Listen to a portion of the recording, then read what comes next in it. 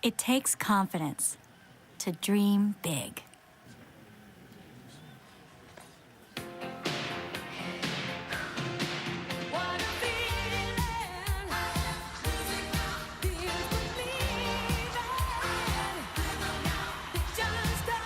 Save for your family's dreams and find financial confidence.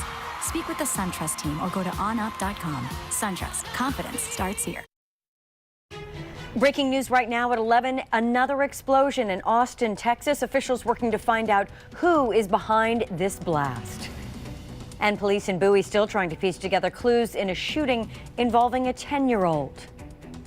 Plus, the opening of the famed Cherry Blossom Festival postponed, and this time the cold is not to blame. Now, ABC 7 News at 11, on your side. That breaking news as we come on the air tonight. Police in Austin investigating another explosion.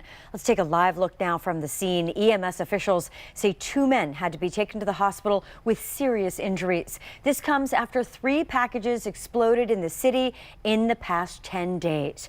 2 people have been killed, 2 others injured. Police say today they believe the blasts were meant to send a message. A $115,000 reward is being offered in this case. Federal authorities are also investigating. Stay with ABC 7 for updates on this breaking story. Right now, the East Coast, including our area, expecting some wintry weather for the first day of spring on Tuesday. We could see some snow with this late winter storm. Let's get right to meteorologist Brian Vandergraff. Brian, it sounds like even if we do get snow, it won't stick. Around here locally, right inside the Beltway, probably not, Kimberly. But once you get a little further up to the north and west, I mean, we could be talking 2, 4, 5, 6+ inches of snow in some spots.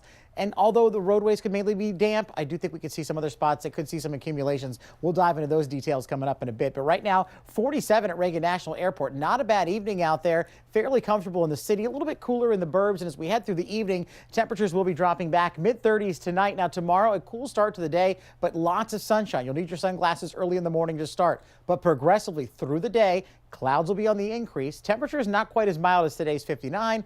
We'll still be in the low 50s, and all in all, a pretty good day, just a very highly isolated shower. What we'll be looking at are clouds moving in here and eventually overnight Monday into Tuesday morning as the storm system approaches, some weather moves in. Most likely some rain, but at times mixing with some sleet and snow.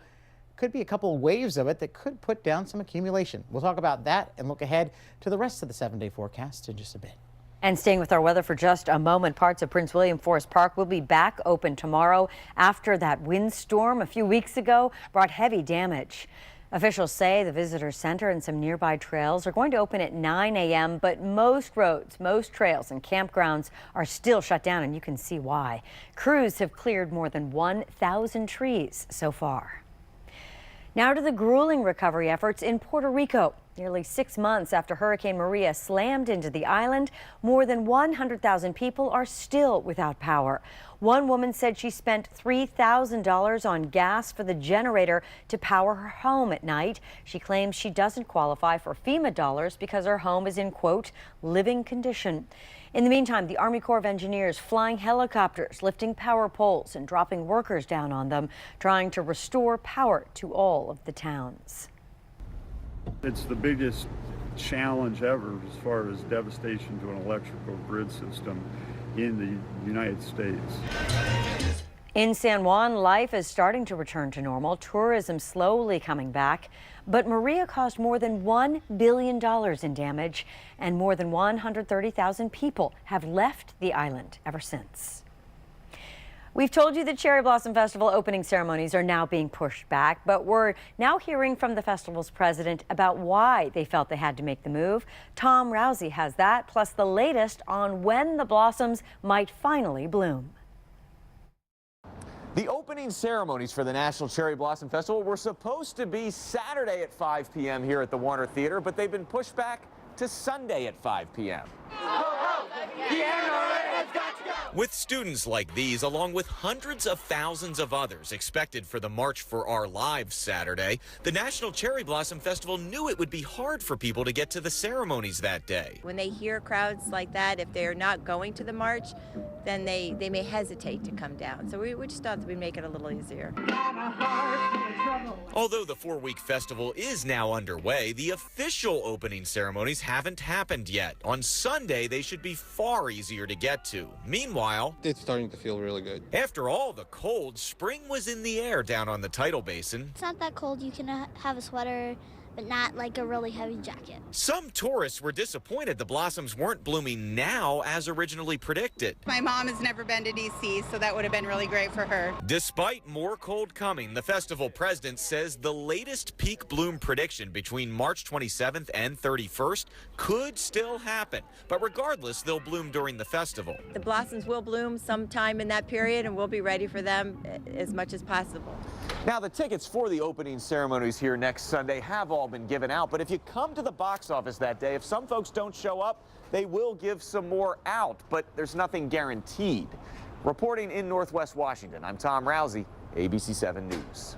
Tom, thank you. New tonight, a teen rescued from the Potomac River in Montgomery County. He went in the water where it's prohibited and was swept under, going downstream. He had to be taken to the hospital with injuries after nearly drowning in that frigid water. Right now, an investigation underway after a child was shot in Prince George's County. Sources tell us that the 10-year-old is in stable condition. This happened this afternoon along Woodvale Lane in Bowie. Police say they found the boy inside a home. There were apparently other adults inside. We don't know yet who fired the shot, but investigators say this was not a random shooting and there is no threat to the public. Happening tomorrow, President Trump set to unveil his plan to combat the opioid crisis while in New Hampshire. The president is calling for stiffer penalties for drug traffickers, including the death penalty. Trump also wants Congress to pass legislation reducing the amount of drugs needed to trigger mandatory minimum sentences for dealers who knowingly sell certain opioids. He also wants to expand treatment for addicts. Live to Capitol Hill right now, lawmakers are down to the details of a $1.3 trillion spending bill. This bipartisan measure has victories on both sides of the aisle. Republicans winning a budget increase for the Pentagon, Democrats getting funding for infrastructure, the opioid crisis, and other domestic programs. Now, coupled with last year's tax cuts, the bill would mean trillion-dollar budget deficits. Tonight, President Trump escalating his attack on special counsel Robert Mueller.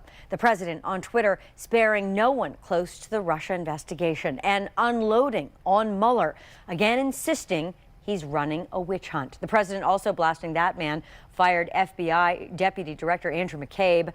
Firing Trump's attorney used to insist that the investigation should be shut down. But new tonight, the White House says there are no plans to fire Mueller. If you've done nothing wrong, you should want the investigation to be as fulsome and thorough as possible. Tonight, Mueller's team is combing through new evidence, including those memos detailing McCabe's interactions with the president. March Madness turning out to be full of bracket busters, lots of upsets. None more unbelievable than Friday's game between UMBC and UVA. Tonight, though, UMBC loses to Kansas State. Q McCray was on campus all day as business was booming. And despite tonight's outcome, the team still going down in history. This pile, and a similar sized pile over in the corner.